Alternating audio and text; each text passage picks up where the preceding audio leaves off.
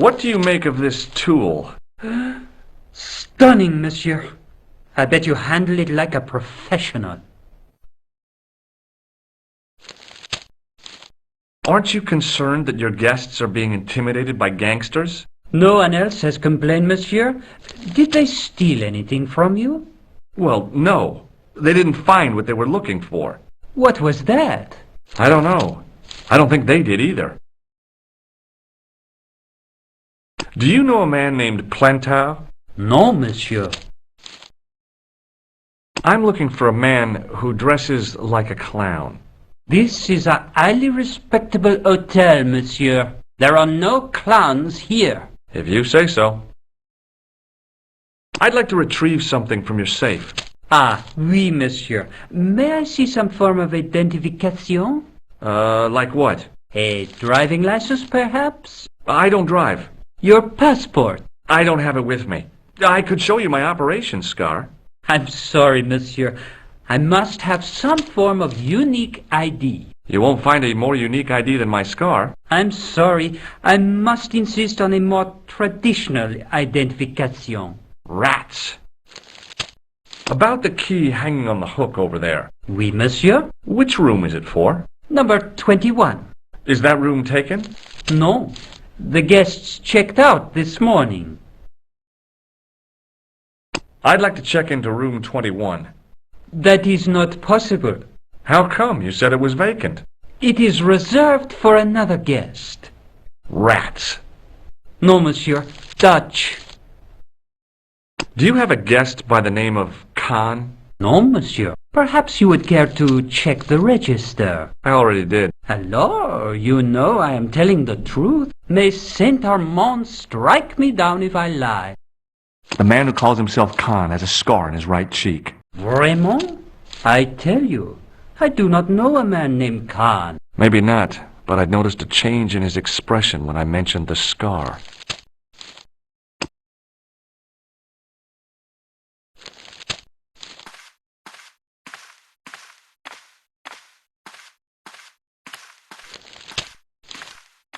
Hi, ma'am. Hello, George. What can I do for you now? Did I show you this photograph? Yes, darling. Would you distract the clerk while I borrow a key? Are you asking me to aid you in a criminal act, darling? Oh, no. It's the key to an empty room. And why, may I ask, do you wish to gain access to an empty room? Do you plan to squat? No, ma'am. Scouts honor? I was never in the Boy Scouts, ma'am. Oh, you should have been. What were your parents thinking of? It's a fine way for a boy to get licked into shape. Now tell me, why do you want to get into that room? It's next to the room the killer is using. Ah, so you plan to eavesdrop on Merlin? I was hoping there might be a connecting door. Well, how can I refuse? I shouldn't think my feminine charms would be much use in this case, but a good dose of English arrogance might do the trick.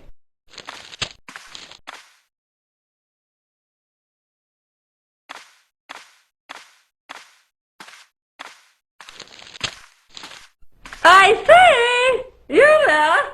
Flunky! Oui, madame. Listen carefully.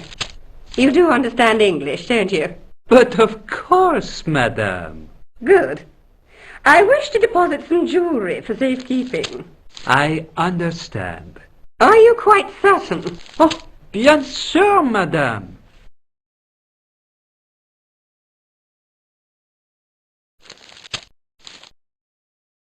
Over to you, my dear.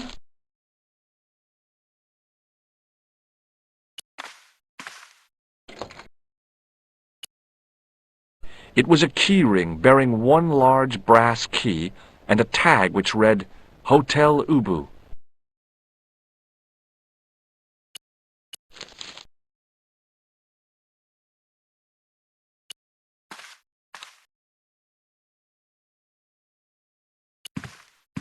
The sign on the door read 21.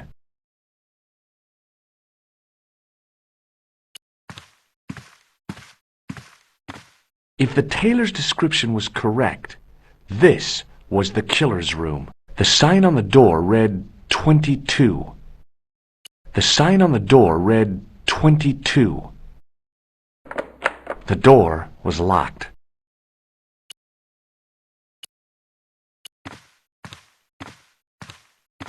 Maybe it wasn't the right room, but this was the right key.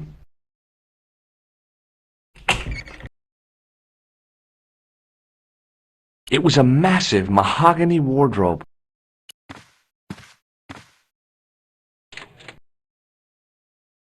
There was nothing in the wardrobe apart from a vague, lingering smell of camphor.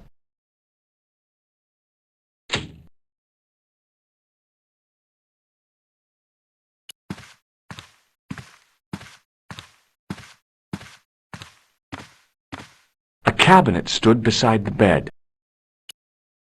The cabinet was empty, but it smelt of onions. No kidding, it really did.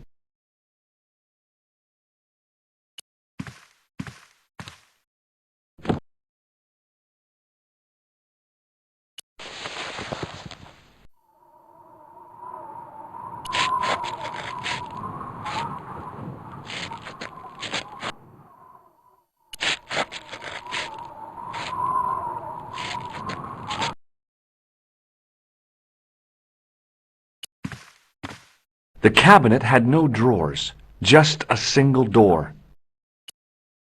The assassin had been too smart to leave incriminating evidence beside his bed.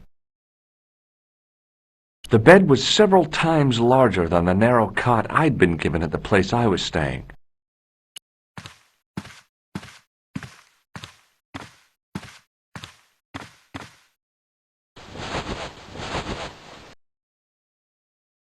The bed was freshly made, and the crisp white sheets told me nothing about the killer's habits.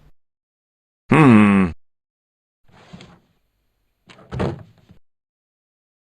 was the battered leather briefcase I'd seen Plantar carrying just before he died.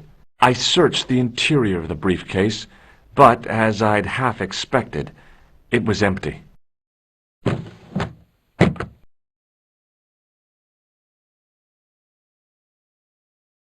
The closet was a solid, impressive piece of antique furniture.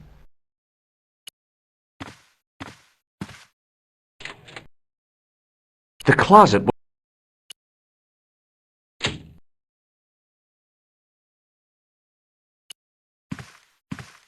It was Khan. I had the kind of feeling in my stomach that would usually send me running to the bathroom.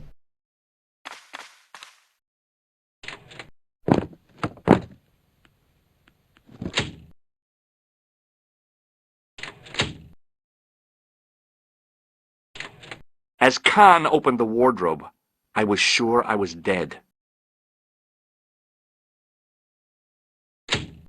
But he grabbed his pants quickly and didn't even see me.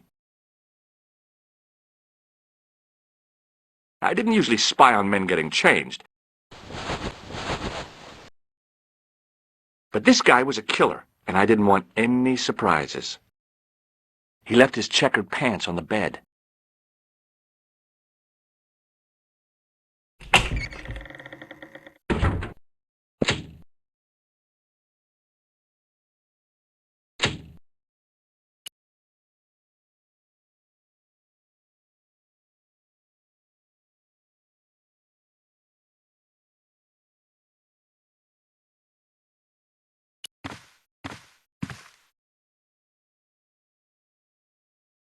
I wondered if the guy was colorblind. I had that kind of feeling you only get from searching still warm pants. There was nothing in the pocket. There was no bulge in the pocket. The pocket was empty. I flipped the pants over. It looked like there could be something in this pocket. I found an ordinary matchbook. No matches, no clues. But as I pulled it from the pocket, a strong thread came with it. A thread with a metal tag on the end. I tried not to think that the assassin's butt had just been in here. I found nothing in the pocket. I turned the pants over again. A strip along the side seam of the pants had been unpicked, then sewn back up with strong thread and a special stitch. A strip along the side, then sewn back up with strong thread and a special stitch.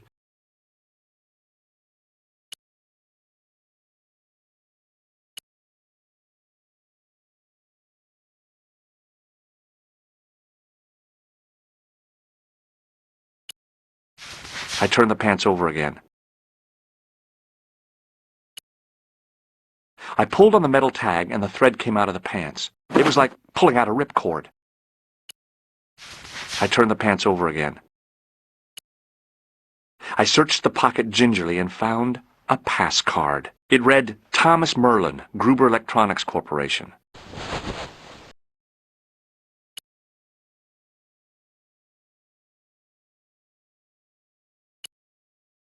The matchbook bore a pattern of swirling color and the words, Club Alamut.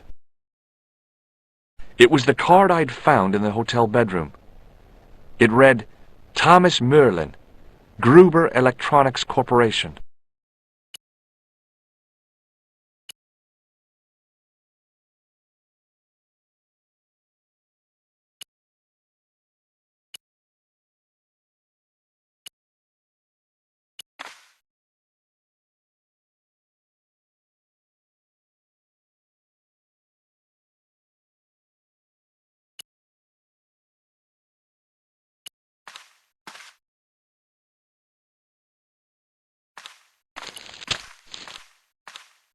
What now, monsieur? Do you recognize this key? That is the property of the Hotel Ubu. Correct. May I ask how it found its way from the little hook to your pocket? Would you believe it was put there by a poltergeist? No, monsieur. The hotel is regularly serviced by an exorcist. If we had a ghost, Father Fécond would have flushed it out. I suppose you want the key back. Not especiellement. The room is vacant. Since you are so determined to conduct your little investigation, I won't stop you. Does this matchbook mean anything to you? No, monsieur. Does this pass mean anything to you? That is Monsieur Merlin's property. That's right. Merlin the murderer. I want to see what he's left in your safe. Impossible. I cannot betray his confidence, no matter what you say he's done. You're making a big mistake. Maybe. I can live with that. A murderer? Are you sure? Positive.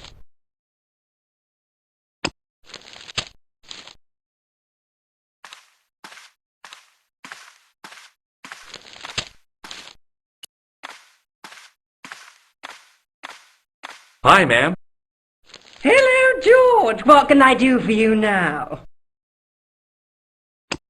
This is the key to room 21. That's next to the room taken by that rotten Merlin, isn't it? Yes, and it's vacant. Really? How convenient. Maybe it was my imagination, but I had an uncomfortable feeling about this situation. Yeah. I found this matchbook in Merlin's bedroom. It came from the Club Alamut. It might be useful to find out if that club is in Paris, George. I found this pass in Merlin's room. So, that deceitful little man is passing himself off as an electrician, is he? Uh-huh. This guy probably has 1,000,000 faces. I showed the pass to the clerk, hoping he'd give me Merlin's papers, but he wouldn't buy it. He's too scared. I'll give him something to be scared of. Follow me, George!